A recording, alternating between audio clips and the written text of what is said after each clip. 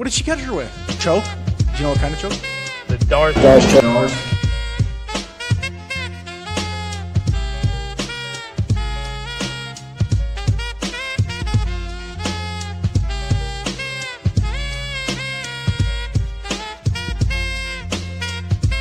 Darce choke. Jasmine Jasmine is here. Don't forget to tap into the Darce podcast.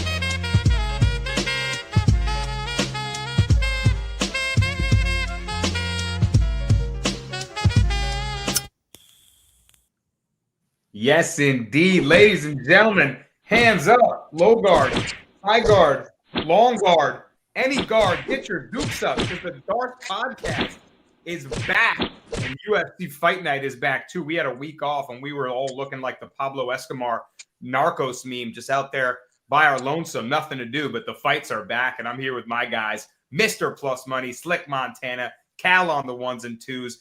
It's the Darce podcast, and we're here to break down the fights every single week for you guys. I see 585 in the comments. I see Jewish Better in the live chat. Fire away with whatever questions you guys have and whatever takes on the fights you've got. We want to know what you're betting on, and we'll certainly cover it on the show. Guys, we hit the Darce parlay as a squad on the last card before we took the little break. The segments didn't go our way, but it's okay. We hit the squad pick. And on to this week. Mr. Plus, how was your break? What'd you get up to while we were away? Man, I'm happy that we got a little break, and I'm really happy to be back and fights are back on. Baseball's coming to its fruitful beginning, but nobody likes it. NHL to a close, NBA to a close. What is it? To us, it's fight season, and I got some WNBA in my back pocket too. But I just moved. I'm in the new podcast. I think you guys got to see it one time before, but we're official now. Back, but shit behind me's up. I'm ready to rock. Let's get some fucking parlays going. I love it, man. Yo, I love how he's like, no one wants to bet baseball. By the way, WNBA. That's me with cricket right now. It's like, and we're waiting for NFL. NBA is going to die out. You got to find your other sports. But it's always fight season, Slick. How was your break? And tell me, what's your favorite fight on this card as well? My break was a little tough, but got some good news at the end. Your boy is about to be another father, another guy, have another baby on the way, man. Wow. So, looking to get another house soon, hopefully by the end of the year. Let's get this money, man. Hopefully bring good vibes, and let's keep cashing. Number 2, Slick growing the family. Yo, congrats, man. This is just news to me right now on the pod. So happy to hear that from my guy. More life and more cash for you guys. Welcome to the Darce. Let's get right into things. And you know how we have to do. We need to jump on the bus, man. All aboard the Mr. Plus Parlay Bus. Mr. Plus, Parlay Bus, bet it all in trust. Jabs and hooks, it's all about the rush. Put it down on the underdog, never hush. Odds stack high, feel the thrill, that's a must. And I'll see you when that shit cashes.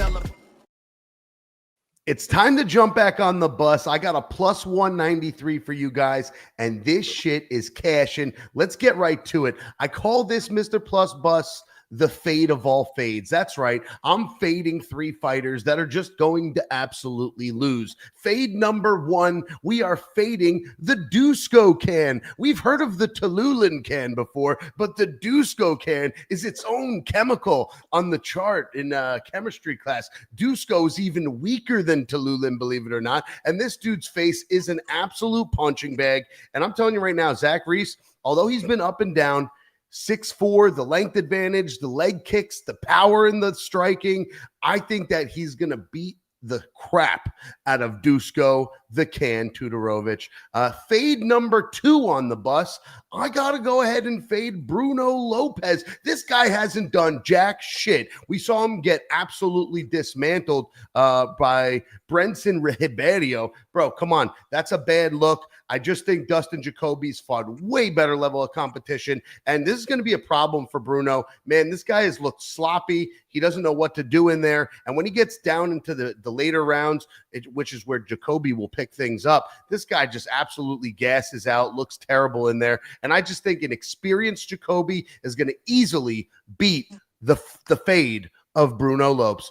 And for leg number 3, this one's another fade, man. And I know it's like kind of hard to fade this girl, but against the meanest in New Jersey, you know who I'm talking about. Give me Erin Blanchfield. We're fading Macy Barber. I'm just not a believer. This is another one. Levels check, man. The level of competition is just night and day between these two. You want to talk about the only loss for Blanchfield? It was against Menon Furiat, who we just saw fight for the belt. And I mean, dude, that was a good fight. She had her fucking put out in that last round, but she did get stricken the entirety of the fight. So we had to give it to Menon in that one. But she bounced back with that W against Rose, the legend, Thug Rose Namajunas. Man, I think this is going to be a walk in the park for our girl, Erin Blanchfield. And let's be honest, Macy Barber's never seen a 5-round fight. We don't know what she's going to do in those later rounds. And she always comes out like a bat out of hell. I think she could gas out early, find herself on her back. Erin Blanchfield controlling this fight. I won't be surprised if we see a little ground and pound finish by Erin in the later rounds, or even a submission victory. Give me Erin Blanchfield, and that's cashing the bus. And you guys already know what I'm going to say. I'll see you when that shit cashes. Let's go. I love the shades look at the end. That really ties it all together for me. So he's putting together 3 fighters, old school Mr. Plus Bus. You saw he brought the new version recently, the remix with the method and the 2-legger. But this is just a straight up 3-legger. He likes Zach Reese against Dusko, hard fade, slick. Let's kick it off with that first leg. And I got to agree. He said the new element, the Tululan can and the Dusko can. And I hate to dog these fighters, man. They're warriors, but Dusko, man, he's on auto fade material for me. He's 3-5 in the UFC, and his 3 wins are over bottom of the barrel guys. Daquan Townsend, Jordan Wright, who was another auto fade member of that group. Like, I agree with Plus, man. I think Reese by finish. I think he can get a ground and pound KO. Maybe starch him with something on the feet and finish it on the ground. How do you see this fight? Yeah, I actually see it the exact same way. I wouldn't even be surprised if Dusko takes down Reese and Reese gets an arm bar or a triangle off his back. Dusko is just that type of guy that just he looks okay, and then the world ends around him. Like, he's just one of those guys I'm not willing to bet no money on. Like, he could win his next 5 fights, and I probably will be fading him each and every single one.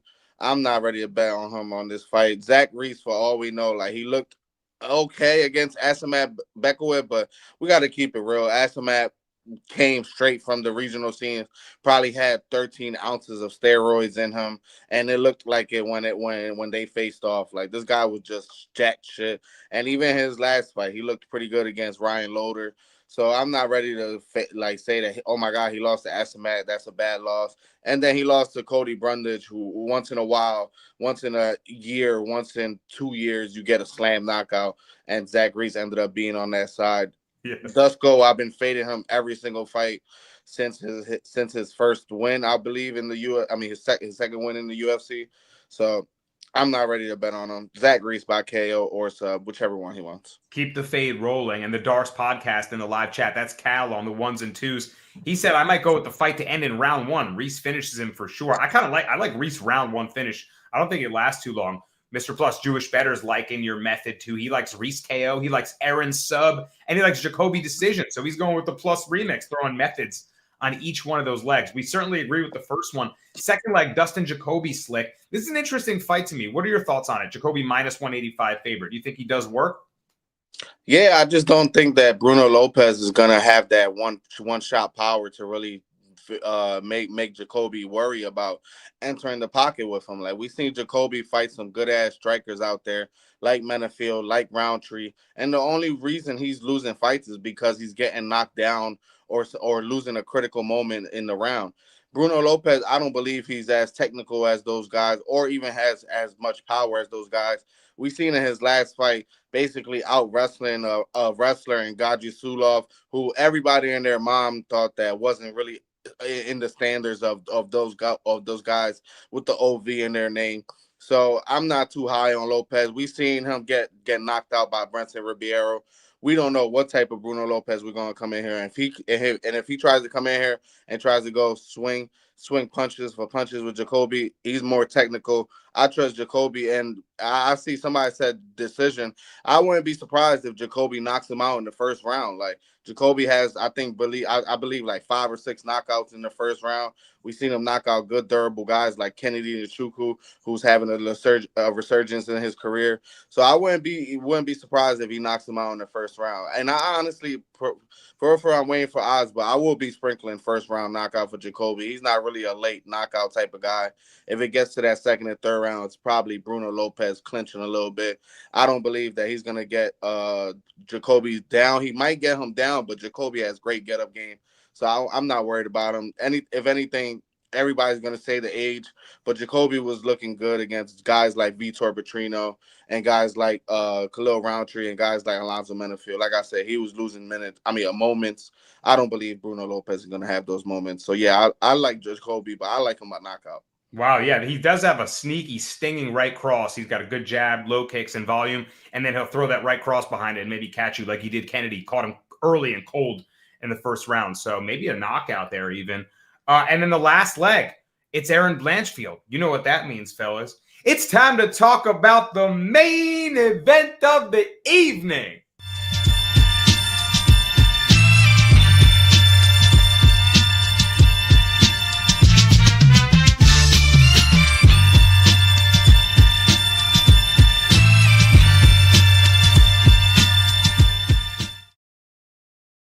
And man, we don't have the craziest main event here. Blanchfield Barber is not one that we're writing home to mama about, but it's a pretty good fight at flyweight. 2 top kind of contenders looking to vie for position there on the top 5.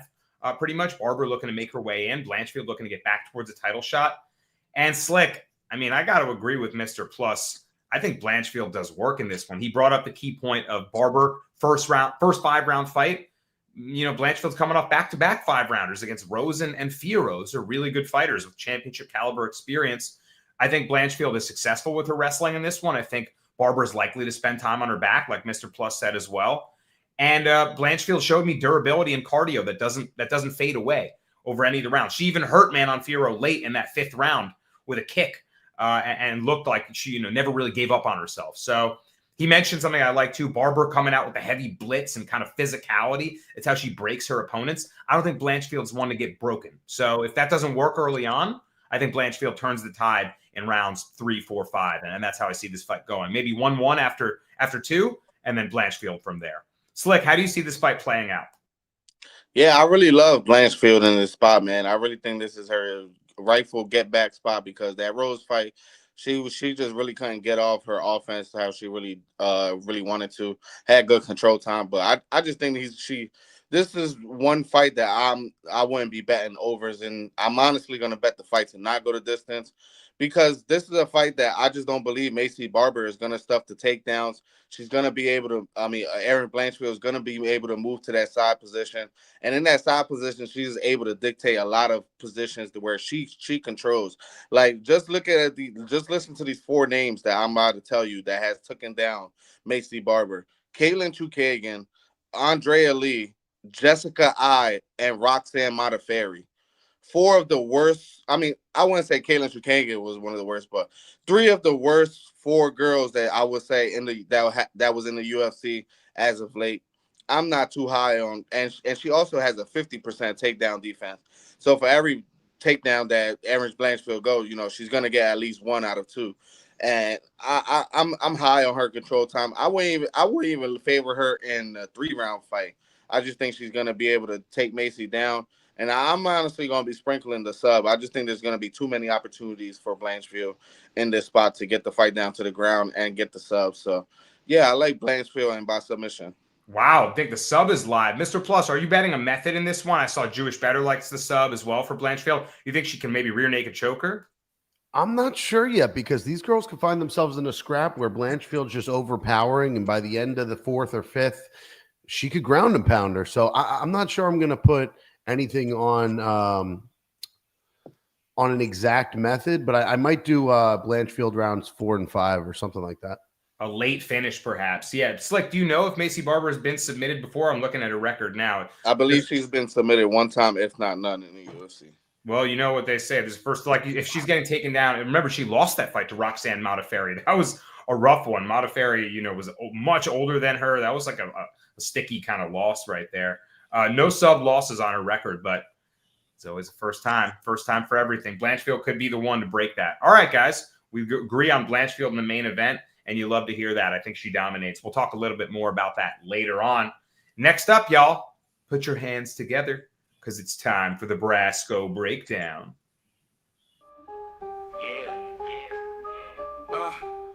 Brasco's breakdown. Brasco's breakdown. And I'm going to the co-main event of the evening. This is an interesting spot. I scoured this card. I wanted to make my breakdown an interesting fight, not just one of these, whatever prelim on the no-name UFC fight night. So I'm going with Ludovic Klein to get the upset win at plus 140. He's taking on Mateusz Gamrot, and this is going to be a tough fight. Gamrot, we know, is that relentless wrestler. He weaponizes his cardio. He pushes the pace, and he's never not hunting for takedowns. Always looking to put you down. You can get back up on him, but he'll put you right back down. The mat returns are really good, and he's relentless with his volume and his pressure. Klein, I think, really it comes down to damage versus control in this one. I think Klein is the type of kickboxer that can hurt Gamrot and potentially win a close decision on the scorecards with that damage edging out the control. I think Klein is likely to get taken down, but I think he's going to work back to his feet. He's extremely physically strong, and I just think that after what he showed against Ignacio Bahamondes, which much different style of grappler, but still very tricky and dangerous, I trust him to be able to at least get back up against Gamrot here and then hurt him. Gamrot, he's got an impressive record, and we look at that Dan Hooker fight. I mean, that was an absolute war, right? He was hurting Hooker back. Hooker's really hittable. Like, Hooker welcomes that fight. So whatever really great things we want to say about Gamrot for that fight and that performance, Hooker wants to be in a ballroom brawl. I think Klein's defense is a lot more sound. He's extremely compact. He's so strong. And you look at some of Gamrot's wins, he dominated RDA in that fight and controlled him throughout. He got sparked to open that fight. RDA cracked him with a big shot, dropped him right away. Yeah, it was all Gamrot after that. But remember, Beneil Dariush, skilled grappler, was able to defend. He waxed him. He took him to kickboxing class in that fight. Gamrot got the win, should have gotten the win against Guram in his debut. But Guram fought him close, man. Guram got the split decision win. Gamrot deserved to get it. But again, he's beatable. This is what I'm seeing. His wins over Scott Holtzman, Jeremy Stevens, those are his finishes. He has the win over Arman Sarukian. That's a robbery the other way. Everyone knows Sarukian beat him. So to me, I'm just feeling like Gamrot isn't his cardio and his wrestling isn't infallible. And I think the odds are close for a reason. That Klein is a guy that can hurt him with his powerful body kicks and with his just straight raw punching power. So if he opens up a cut, I think he can win the round, and I think the wrestling gets negated from the damage. That's my breakdown on Ludovic Klein. I'm curious to hear what the fellas think. Mr. Plus, do you think the plus money side on Klein is the right one? I mean, I think it's got value on it, but I do see some value too on Gamrot. I mean, let's be honest. Gamrot's level of competition is obviously pretty high there. Man, is Ludovic Klein ready for this good of a competitor, this good of grappling? I mean, they're in the apex, going to be a small cage. Really does favor the Gamrot side. With that being said, if Klein can open it up and keep his distance, I mean, the dude's a nasty striker. He just never, he looks like he has the power in him to put people out, but he just never does it. That one front kick knockout, we saw that. But other than that, he's been a decision guy through thick and thin. This guy's a decision winner. I'm not sure. This is definitely going to be, I'm excited to see this fight. I want to see what happens here. I'd like to take the plus money. I just don't know if he's going to be able to beat someone like Gamrot. Gamrot might just control him. It might be ugly and boring and 3 rounds of garbage and not being able to get up. One cool thing about this Ludovic Klein is no matter how short he is, he never has a disadvantage on the reach. He's got crazy primate arms, bro. This guy has really long arms. So I don't know. I'm excited to watch it. Really no pick yet. I mean, if I had to lean one way, I like the plus money, but I got to side with the better competition. I guess I lean Gamrot, but it could be boring if Gamrot's going to win. Fair enough. And the small cage is a good point in the apex here. Maybe it makes it easier for Gamrot to get takedowns or Klein's up against the fence sooner than he'd like to be. And I hear what you mean there, but I do like the point that Cal makes in the comments there. Gamrot gets knocked down a lot. That's what I was referring to. And Klein knocks people down. Although he doesn't have the finishes there, he does have a lot of knockdowns. Slick, do you think Klein can hurt him in this spot? Or I feel like this is where the decisionator, the boring control guy, he goes to die on this no-name UFC fight night and gets beat. That's how I feel. What do you think? Yeah, man. I mean, at the end of the day, I just don't believe in knockdowns no more. Like, we seen Jose Aldo almost finish Zahabi, and just because Zahabi was somewhat close to finishing him in them last 2 minutes, they gave the round to Zahabi. The judges, we just don't know what the judges are basing the scoring off of. We say we want to score it off damage, but next thing you know, a wrestler ends up winning over damage. We just don't know anymore, and that's the thing about the UFC judges and stuff like that. But I really think I favor a little bit on the Gamrot side. And the one thing that I worry about on the Klein side is his kicks. Gamrot is one of the best kick catchers. If anything, he eats the kick and freaking just takes you down with it. Like he's relentless with that chain, that single leg. Whenever he gets your leg up high, he tries to trip you. And one thing that Gamrot just wants to do is he just wants to grab your waist. Like, he's not looking for that traditional takedown or whatever. He just wants to get close, like a Marab type of guy that really not looking for the takedown, just wants to get close. And I think he's gonna have a little bit of success, like Mr. Plus said, with the smaller cage. I think Klein, like, we gotta remember, this is a guy that's coming off a win off Roosevelt Roberts. Thiago Moises, who's everybody and their mom had overranked because he had a good fight with Islam, getting sparked by Jared Gordon his last fight. Like, how much do we take into that win? And then his win before that was one of the worst people I ever seen, who Brasco said his chin was like Drew Dober, AJ Cunningham. I don't know what the fuck he is. Like, he's just a punching bag. You go to your local gym down 2 blocks from your house, and he'll be there just hanged up right next to the door as soon as you walk in. Like, that's all he is. I'm not too high on Ludwig Klein's wins, so I'm a lean Gamrot, probably a boring decision, but I probably won't bet him at like -175. If some money comes in on Ludwig Klein, I get him like under -140 maybe for a single bet. But I really love the under. I think neither guy gets sparked. Like, we seen Gamrot dropped a lot of times, but we never seen him get knocked out. So I think this is a good spot for the over, probably a parlay piece. Oh, the over. Okay, you said the under at first. Okay, yeah. So you think this goes the distance? Fair enough. And I think a lot of people will look at Klein's resume and be like, Roosevelt Roberts decision, boring. But I don't know. I feel like they'll sleep on him because of that. Styles make fights. Who knows? Different body, different style. Maybe he hurts the wrestler. But the fella's leaning towards Gamrot. I like Klein, obviously. Some of the people in the chat like Klein. And onward we march. We got the plus bus. We got the Brasco breakdown. Well, now, guys, it's time to salute to the Slick Report. Philly in the game, and you know we on time. Slick reports coming, ain't never gonna stop. MMA captains with the knowledge and the flow. From the East Coast, getting that paper like a Philly bankroll. Rocking every fight, keep the audience on hold. So for the Slick Report, we're probably going with the opposites of each other. We're going with the zestiest guy on the card, and we're going with probably the toughest guy on the card. We're going with Jordan Levitt money line, and you parlay him with Billy Ray Goff money line. You get -115 odds. I say throw a unit or two on that parlay. I think this is a real good spot for both these guys. Jordan Levitt, everybody and their mom is going to come in here saying that his striking is horrible. We all know that, but the guy knows how to win. He knows what bringing him the money. He doesn't care what anybody thinks. All he wants to do is just win and get his twerk on as soon as Michael Bisping comes in there, or somebody from the commentator booth and give him an interview. That's all the man wants to do.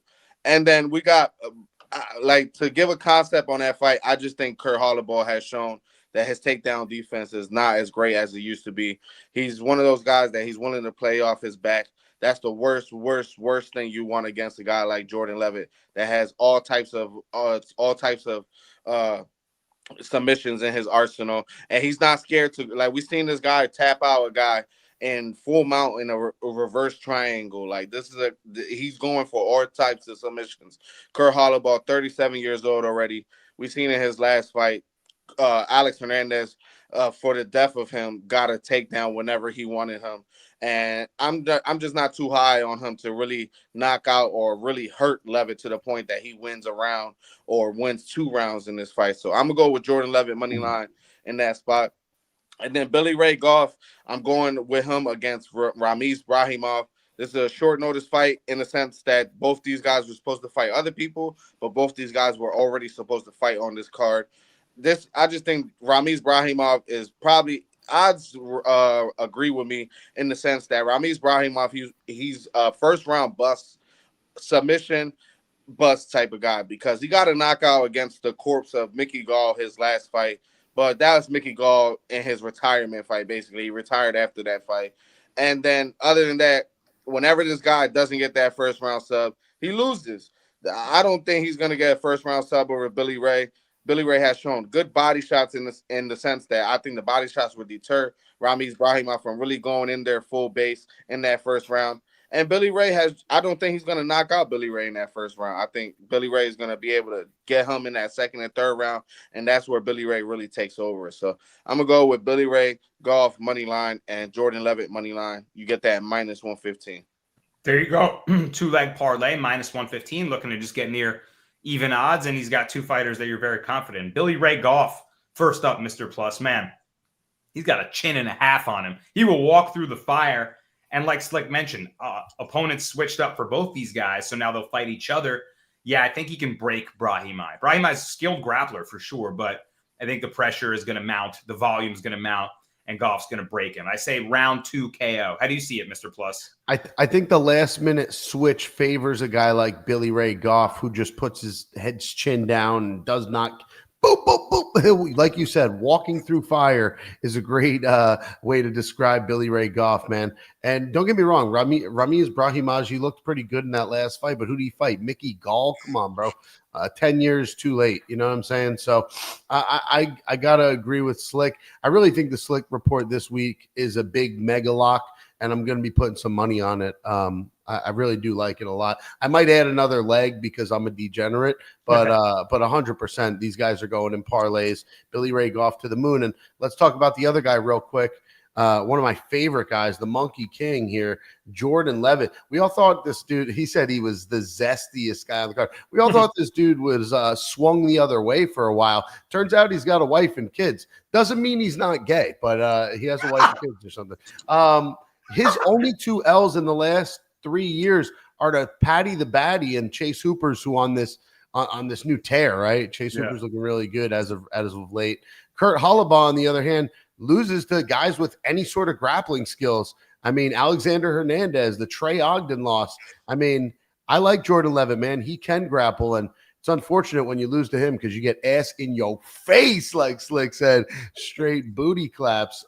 Yeah, got to side with the Monkey King. He also has a 10-year age advantage. He's 10 years younger than Kurt Hollabaugh. Kurt Hollabaugh this is the ghost of Kurt Hollabaugh that we're seeing now these days. So he's lost 2 out of his last 3. I feel like he's just fighting for money at this point. Give me the Monkey King to get the L, and I'm backing you up on the other one, Billy Ray Goff. I mean, these 2 are locks, if you ask me. I like it, man. Yeah, Levitt, you said it. Hollabaugh has just struggled against guys that are strong grapplers, and Levitt is crafty as ever, man. The way he hits angles and it's almost like he grapples the way strikers look for angles. He's always finding some sort of unorthodox sweep or submission, and grappling with him is like being in a Rubik's Cube. It's just very, very tricky. So Jewish Better in the chat, he says that Levitt said he's done twerking. Well, we'll see about that when he gets the W, but zesty as ever, Jordan Levitt looking to cash for the Slick report. Paired up with Billy Ray Goff. We like it a lot. Well done, Slick. All right, guys, we're moving along. Next up, we did our own segments. We got to see if we can find some plus money. Let them out the cage, Cal. It's time for the Dogs of the Week.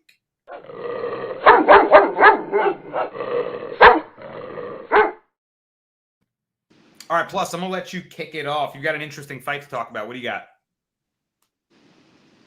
Oh, he's muted. He's muted is the picture. All right, listen, both of these guys are not as active as they should be. That's the truth, man, because these guys are both interesting and exciting to watch fight. But I got to go with my boy, Jafel Filho, the pastor. Man, Nascimento just not active enough at all, canceled fights. I think he had an injury at some point. I mean, 2 years and 4 months ago is his last fight. I get it. He's crafty, but one of his last 2 wins is against Jake Hadley. Guys in the PFL, not even in the UFC anymore. I like this Jafel guy, man. Every time I see him win, it's special, whether it was that rear naked choke against O'Day Osborne or the one before that, he got the arm triangle. Man, I went back and watched it. He's just a G, bro. This guy's got straight up great BJJ. He should be wearing a gi. If they still had gis available in the octagon, he would probably wear one with his black belt. I really see him getting this done. I could see a late sub, but I really think it goes the distance, and we see a lot of control time.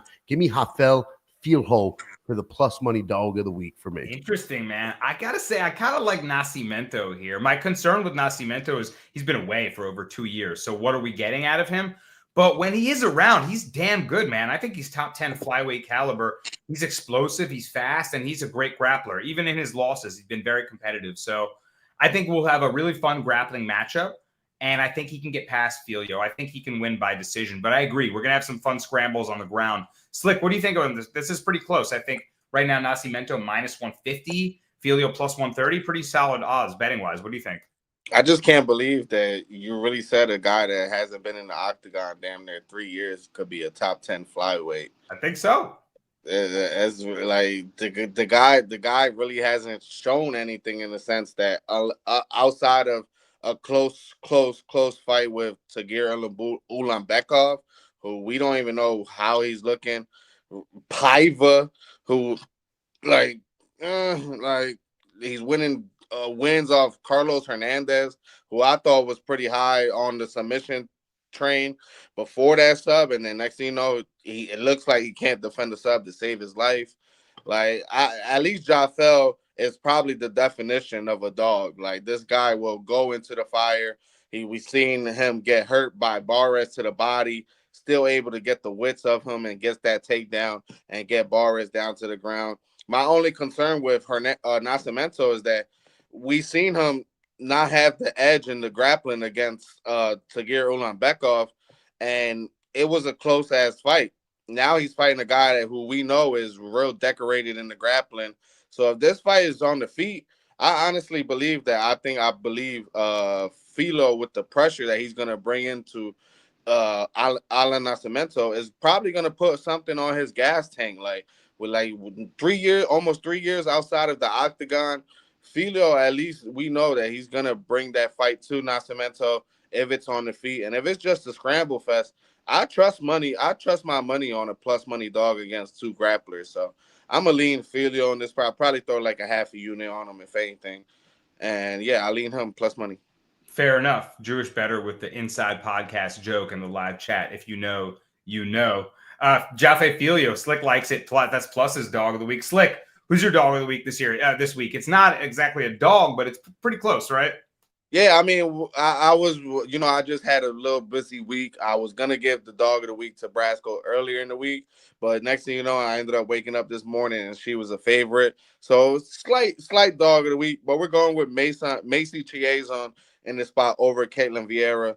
I'm just not too high on Caitlin Vieira to do more than Macy Chiasson in the spot. Macy Chiasson has great elbows in the clinch. She's busy in the clinch, and that's where Caitlin Vieira wants to fight for the most part. She wants it in that clinch. She wants it in that close range. She definitely wants it in close range against Macy because she's Macy going to have a huge distance advantage in my eyes with her kicks and her long punches. So I think this is a good spot for Macy. A lot of people looking at her last two wins, and they're like, but against Bruno Silva, she had lost that first round, but she came out that second round like a bat out of hell, knowing she was down one round, and she ended up getting that huge cut over Bueno Silva. I think this is a good spot for her to really get a good win against a girl like Caitlin Vieira, who me personally, I don't think is nowhere near top 10 or top whatever she is. She really only got that ranking over the horrible robbery she had over Holly Holm. So outside of that, I'm not really too high on her to really be a good fighter. Macy at least has more hopes and more ceiling. So I'm gonna go with Macy Chiasson money line in this spot, minus 125 right now. But hopefully some money come in on Vera and we could get some better value on Macy. I like that. I feel like you just convinced me to bet Chiasson because plus I sat on this one for a while. I didn't make a pick. I didn't have a strong opinion either way. But ultimately, I agree. Like, really, the only way I think Chiasson loses is if Vieira just neutralizes her in the clinch and just holds. But that's not. Is holding really winning you fight or holding you down? I don't know. I like Chiasson too now. What do you think about that one? I don't think she's going to be able to do that. I don't think she's going to be able to hold her down. I think that Ketlin Vieira's best days are past her. She's 33, but feels like an old 33 to me in the UFC as far as her UFC life goes. And I agree with Slick. I count that Holly Holm win as either a no contest or an L. Her best wins against Misha Tate and 2 years ago, Penny Kianzad, who's been out of her prime for a minute. I got to lean a girl that's on the way up. Stock is increasing. Let me go Macy Chiasson. And if you guys saw this line movement, Chiasson came out as a dog, like Slick said, and I'm sure you were ready to throw some money in that. And I know I was too. I woke up, it's minus 125. I'm still going to bet it. But when you see the money flying in like that, there's usually a reason for it. I think her length and distance is going to be a problem. 4-inch reach advantage, and exactly what I said. I don't think that Ketlin Vieira is going to be able to clinch and hold on like that. I see Macy getting out of those situations, keeping her distance, boom, boom, move around. Lots of leg kicks here, lots of body kicks, long leg kicks. We can see some T kicks. I think that Macy Chiasson can easily move up in this one. After she wins this, she get that 4 or 5 spot. Maybe fighting somebody for title contention in her next fight. We'll see. Maybe. I don't know if she's all that, but she's definitely crafty. I like the elbows and knees, the long limbs. True, 100%. Low kicks, teep kicks up the middle. Macy with the volume for the win. All right, man, I'm riding on that one.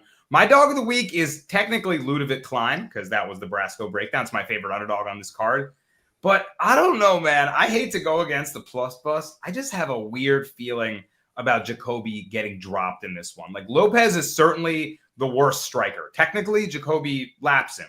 Jacoby could have a field day with him and maybe just piece him apart, show him what real veteran kickboxing looks like.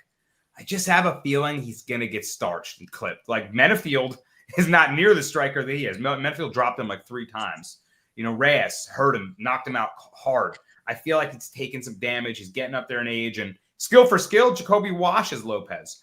But it's a cage fight, and I feel like maybe one gets through. So I don't know if I'm really going to bet on this, but I think Lopez at plus 160 is semi-live. I'll be rooting for plus and Dustin Jacoby for sure if I don't bet on it.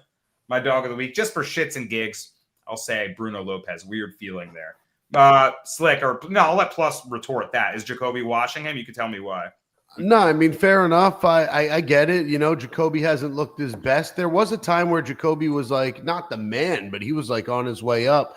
I think it was before he took that L to Mirzakhanov or Azamat, whatever. Mm-hmm. But regardless, I do think Jacoby's like a bounce back guy, and I think he's on his way back. We saw him knock out Vitor Petrino, who had so much hype on him. I mean, if you're comparing Vitor Petrino to Bruno Lopez, I know we don't want to get into UFC math, but I think Vitor Petrino would knock this guy's fucking block off. So Bruno's just sloppy, not a guy I would bet on. I did take him in the Contender Series the second time and got the win. Even in that one, I was worried. Remember that weird guy, Sabazignani or whatever? Yeah, he had him wobbled and shit too. That was a crazy back and forth. So I just think against a calculated, a guy with angles like Jacoby, experience, obviously, not to mention. I like what Slick said. I could see him putting him down just because of the sloppiness Bruno has. So body, head, body, you know, and then ref calls it off. I could see Jacoby all over. So I don't think there's any doubt in my mind for Jacoby Brasco. I'm sorry. And if I'm wrong, then wow, I'm going to be a Bruno Lopez fan, but I don't think.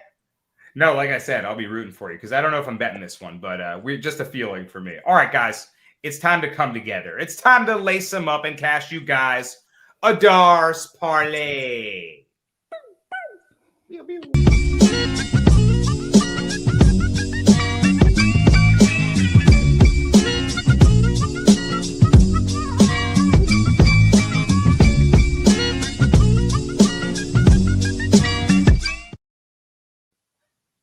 All right, and we're going to kick it off with Slick. You got the first leg for us. What's your leg?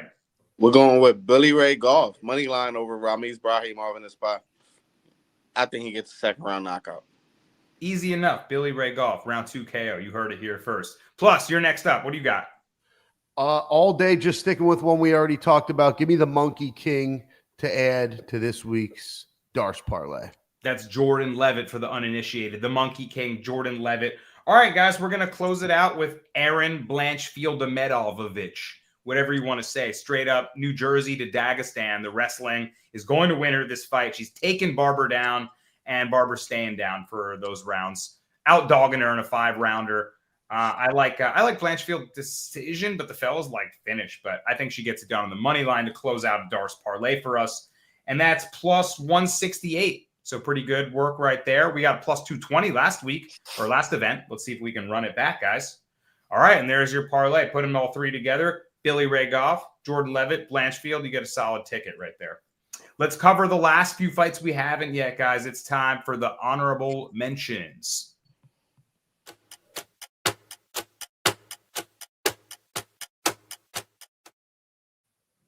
All right, not too many left. This isn't necessarily like a stacked up card, but the first fight of the night, Hayani Dos Santos, Alice Ardalian. Oh, there goes Slick. We even lost. He won't even break down the fight. He's out. His henny break has already begun. what do you think of this one, Slick? I don't know what to think about this one, bro. I guess Dos Santos money line. I really didn't do no tape study on this fight. This is honestly, I seen the fight card start at 6 o'clock.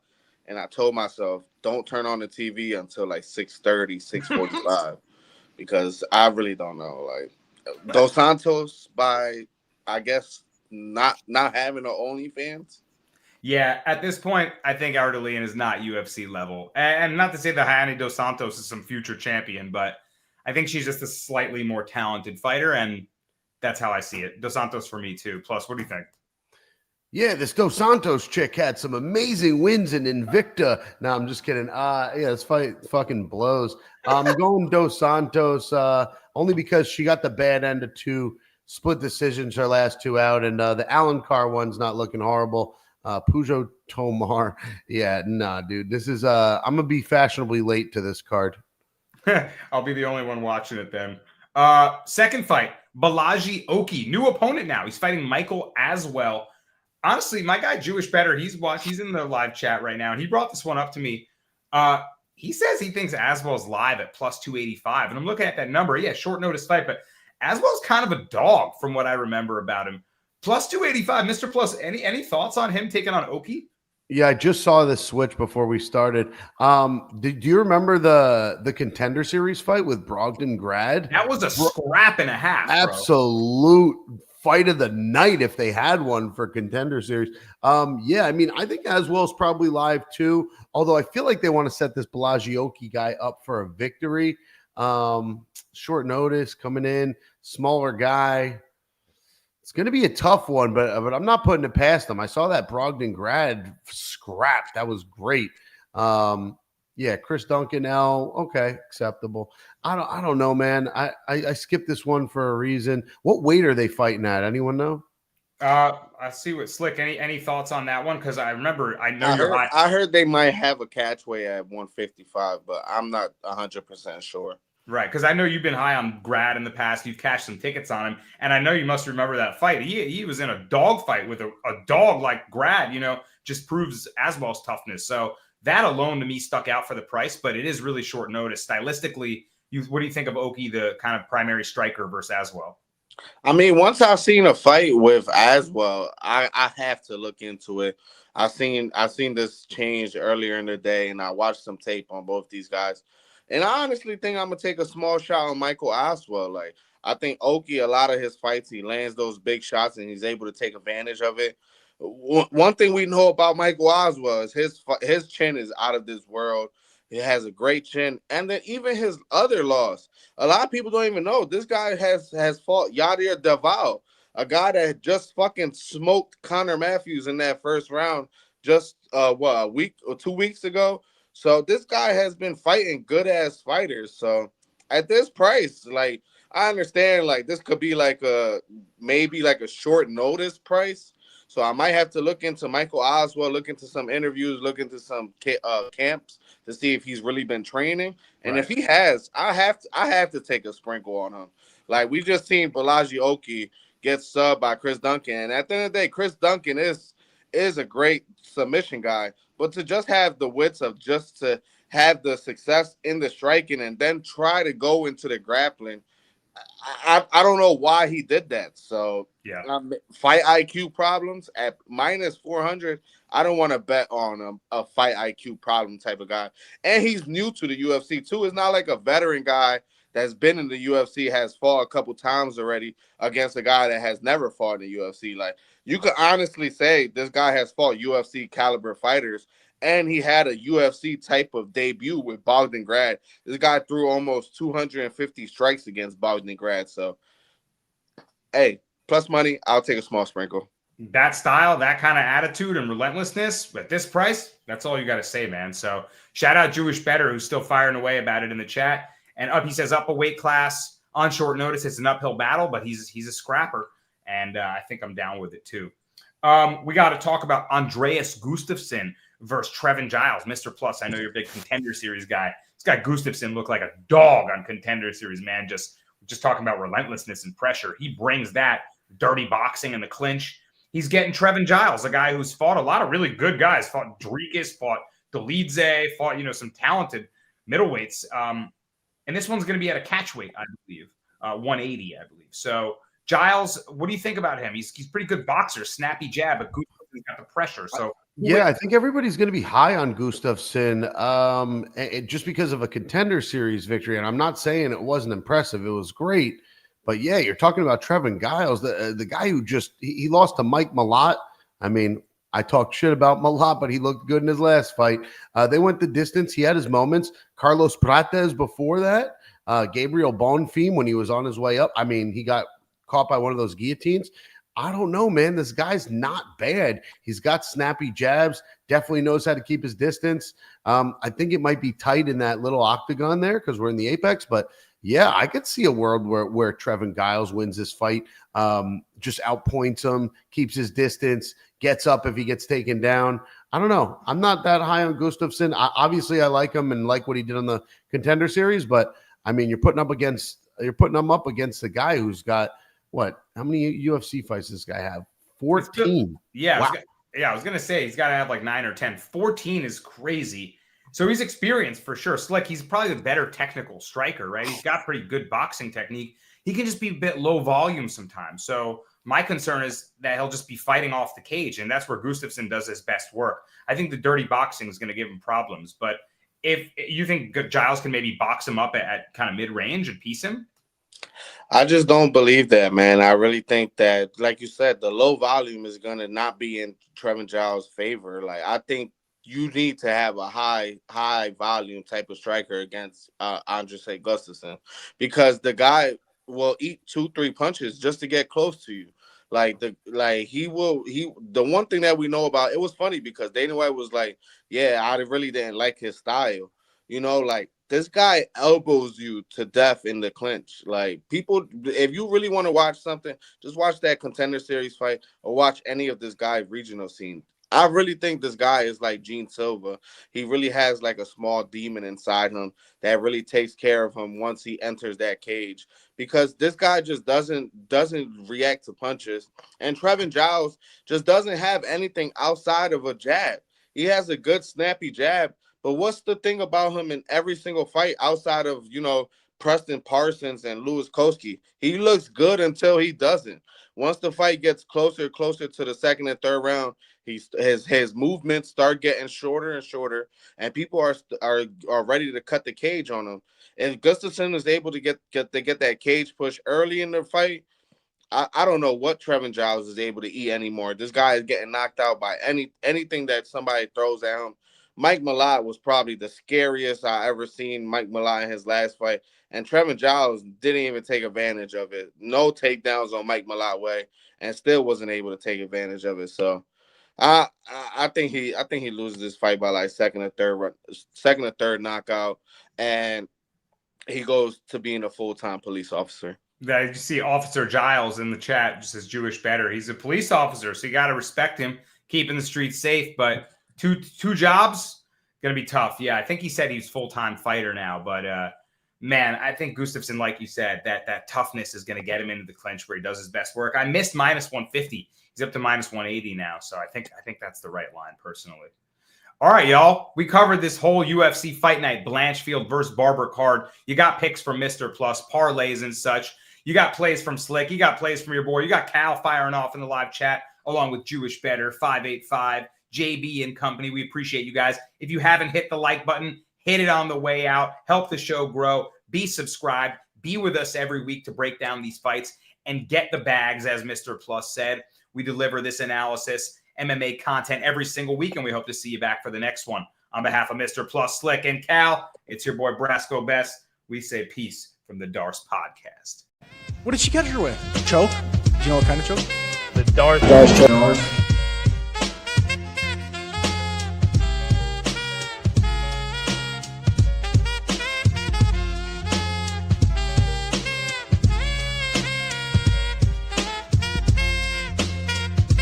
Darce choke. Jasmine Jasmine is here. Don't forget to tap into the Darce Podcast.